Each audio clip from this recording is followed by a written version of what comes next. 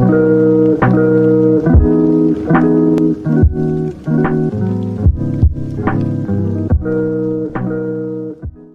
guys, what is going on? RedMaster here, and welcome back to another episode of the Known Combo series. Now, of course, this is a more known combo, as you can probably imagine that you might have seen this deck, of course, on the rankings before, but I do want to give a quick thank you to Kev One for suggesting a video cover on this deck, because I know I don't really think I've done anything like this before in terms of the deck itself.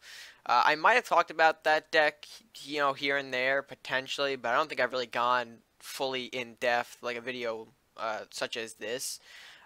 So excited to cover the Balanced Companions for sure. But again, before we get into that, I do want to take a quick moment to thank all of you guys who have been wishing me birthday wishes, of course, over, you know, Discord or any other method that you might have. I've read all of them, and I just want to say thank you again to all of those people who have done so, because, you know, of course, today is the day where I celebrate getting older. But with that out of the way, let's go ahead and jump right into the deck list for Balanced Companions.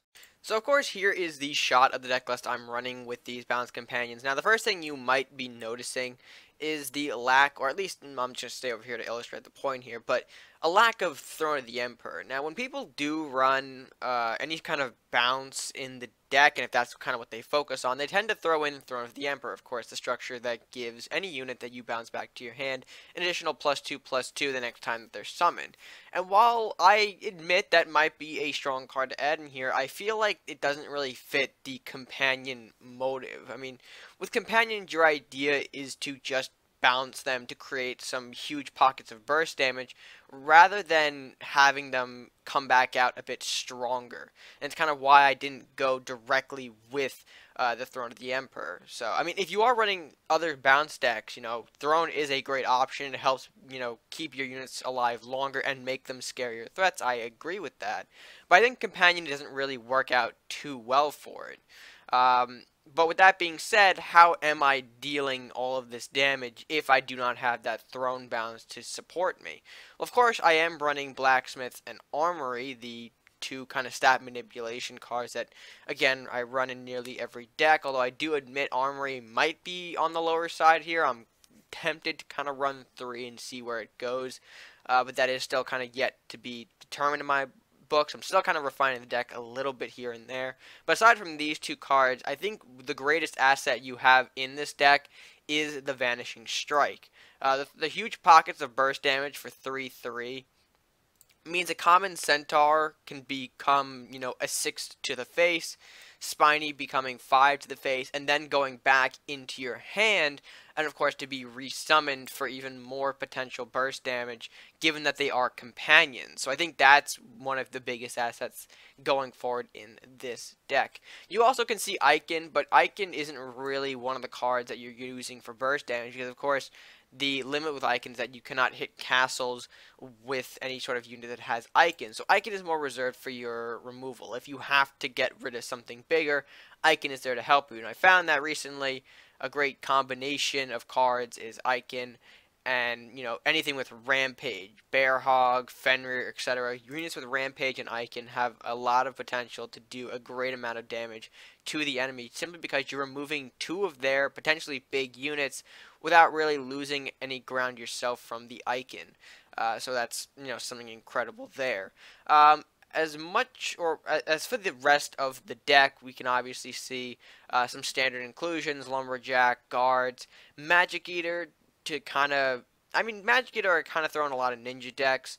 He might be the card that I'm kind of most worried about keeping in the deck, because the deck itself doesn't really focus on him per se. It really focuses on the balance aspects. I keep him around just so if I'm able to pull off a Shadow Dance while he's out, he'll get the buff, he'll help me. He's a fast mover as well, but maybe not, or something I'm kind of reconsidering in the deck. We've also got the Elvish Hunter, which makes sense if you are running companions. You want to make sure they're at least cheaper, so that way when you continually bounce them, they can be summoned multiple times, potentially in a turn. And with Hunter's discount, that makes it easier to pull off.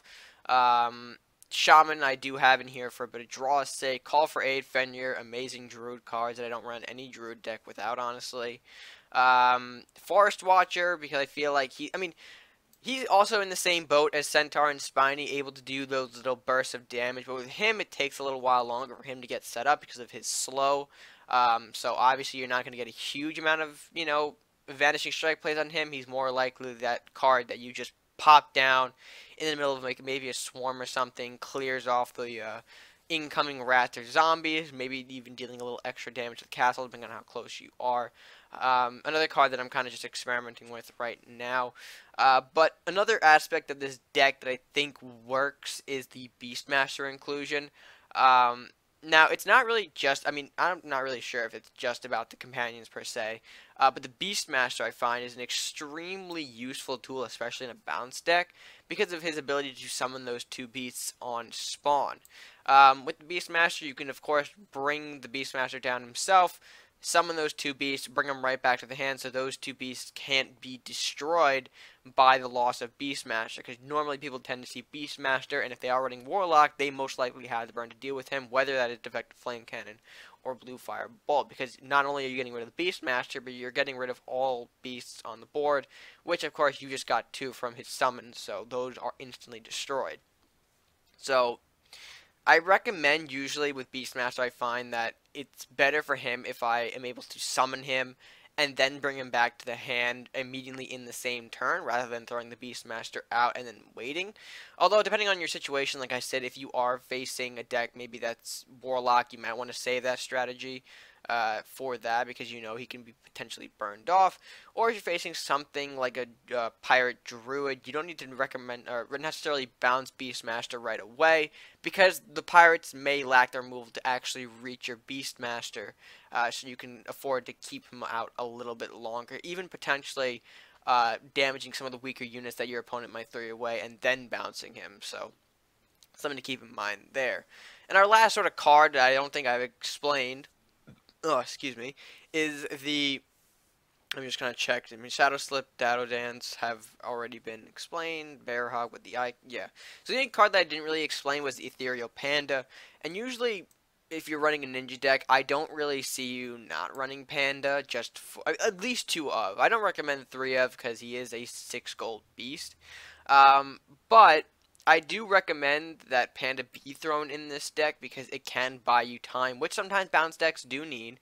The ability to just bounce back 2 opponents to your enemy's hand, especially if they are some higher costed units, can be greatly beneficial to you. Like, when you're facing off against the monster decks that tend to throw out, the Grendel and the Minotaur. You bounce those back to the hand, or to the opponent's hand, and they can really only be forced to play at least one of those back at a time. So again, it just goes to the fact that it buys you extra time. You can easily run Dissipate in the place of Panda, but Panda does provide the extra body as well, which is useful, especially when you might do a mass Shadow Slip and get Panda back to your hand. Meaning that he's now not only 3 I believe he's 3 costed. I don't know how much Shadow Slip out to. So he would be 4 costed, but still, he could be used again in the same aspect of just stalling for more time while you're just assembling maybe the missing companions or getting some extra stat buffs down. So, very useful in that regard. But with that being said, that is going to cover it for the deck list.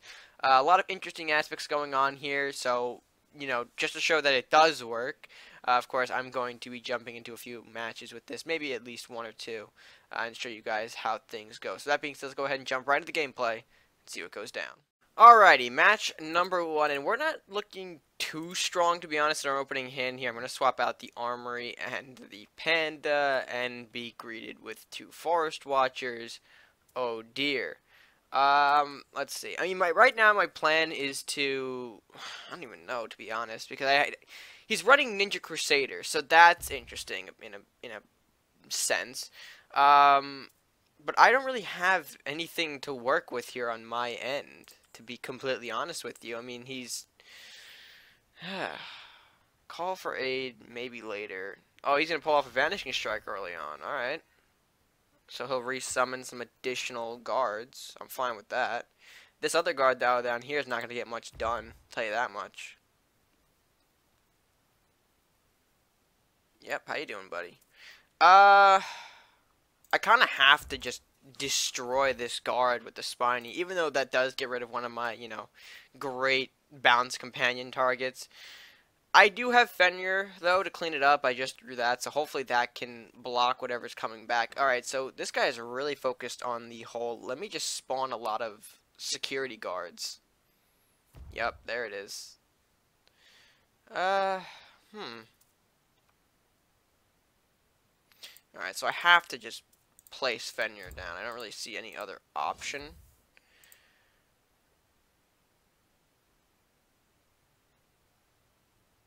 I also just have to block here and just hope he doesn't have anything that can instantly remove my Fenrir without wasting at least one of his guards. Yeah, Shaman's not going to be that tool, so of course he'll just draw a little bit. He will trade his stronger guard, which is fine by me. Hopefully move the other one a bit closer so I can forest watch successfully. Nope, there's that. Okay, great. I guess I'm just going to play the Call for Aid for now so I can get my Rangers into my hand and present for when I need them. Those guards are probably going to come back out. This little Shaman is going to take a little bit more out of my life. A Crumbling Archive is going to be okay here for a little bit extra draw. He's probably going to have to resummon those guards because I don't see him not keeping up the pressure, to be honest. If he doesn't, that's a big mistake on his part. He's going to vanish the Shaman and then resummon that. Okay, interesting. And advancing it way too far. Alright, so we're going to trade off with that. And hey, we get a little Lumberjack as well. So we'll bring him out to the festivities, placing him right there. So that way he also provides a nice little target for armory. So opening, I guess now we're in the middle, or mid-game. Middle game, mid-game, same thing. And Panda comes out. Alright, I didn't really see the Panda coming, I guess. So kudos to him on that. I think what's best here is if I throw out the Lumberjack and the Armory. So that way he's going to have to trade this Panda unless he wants to bounce it again. So I'm expecting the Panda to maybe either A, go back to the hand, or B, trade. But either way, I'll get a draw out of it. Oh, please don't hit the... Okay. Okay. And the church comes out. Alright. Alright. Do I have... Oh, I do. Sweet. So I can do this. A little Archie. Forest Watcher action. And I'm going to push my Forest Watcher up because I know this is a, decently sized threat. Especially for a deck that prides itself on what appears to be bouncing for a lot of times. Another Horseman hits my Magic Eater. Alright, I'll have to take that as it is. Vanishing Strike, not actually going to be enough to bring it back to his hand. So he'll actually just lose the Vanishing Strike completely. And a Dragon Knight to follow. Okay. A little aggressive as well. I don't want to take this. I believe I'm just going to have to do this. Let's see what that gets us. He is running out of cards here, and we do have some time to spare, so we're not in a lot of trouble. I do need some of my companions, though, to start, coming to my hand. Let's see. He doesn't have his Horseman. Doesn't have his Panda. He has those guards still. Another Dragon Knight. Alright, that's going to finish off Magic Eater. But now you still have to deal with the Ranger. Alright, beautiful. More guards. So I'm hoping what he does is form a little defensive perimeter here, because now it's a great forest watching opportunity. Missionary... Whoa. Okay. Guards are going to come out, but they're not going to do a whole lot. You don't really... I don't think you have enough to really take me out. Even the Missionary is not going to finish me. I mean, you can summon him all you want, but where is that going to go?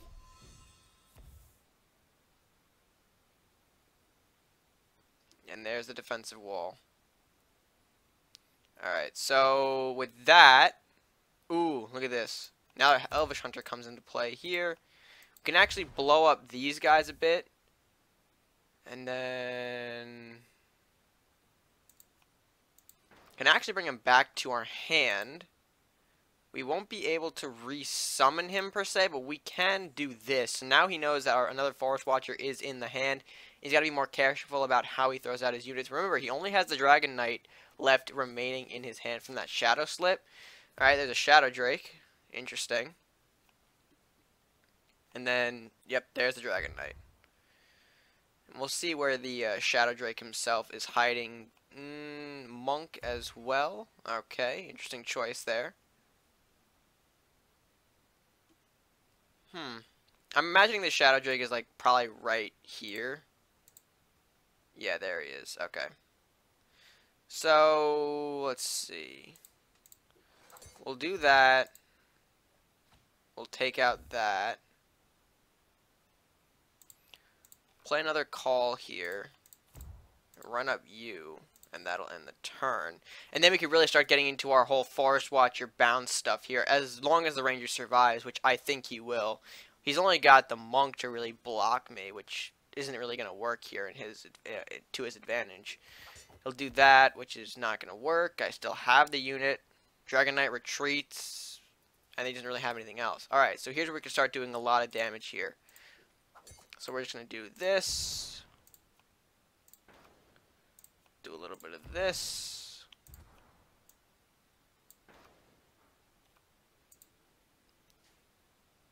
And then I already attacked with him, right? Yeah, I did. Okay. So that will, of course, end our turn. Getting to sudden death here, we now hold the advantage over him in life.